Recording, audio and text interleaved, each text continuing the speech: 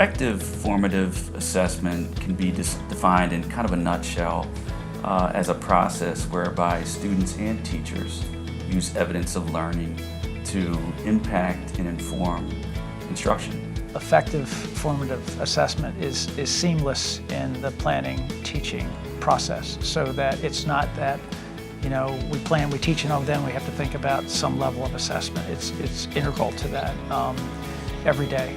I think also there's this really interesting idea about delivering instruction, where teachers think about, I've got to plan this lesson, I've got to deliver it, I've got to do all of these steps in my lesson that I was thinking that I was going to do, versus formative assessment where they're planning, but they're also responding.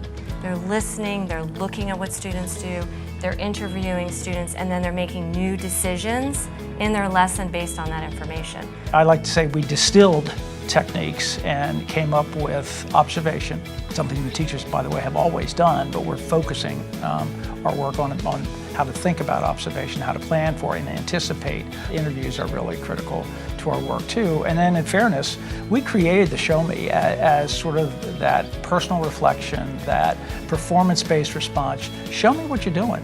And then sort of more whole class based is the hinge question, which is the deal breaker to the lesson. And then the exit task to us is almost a response. It ought to engage students, it ought to challenge students. The metaphor that we have for all of this work, and that the five together form a palette, not unlike that artist's palette as he or she thinks about painting.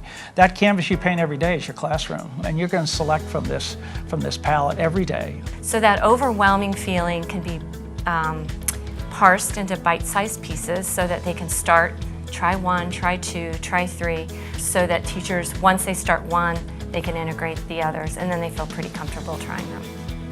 You do formative assessment to inform what you're doing, and that's what we're trying to do here. We've very judiciously selected the 5 techniques that we've talked about. We've tested them with teachers. These are doable, they're believable, and they inform how teachers work every day.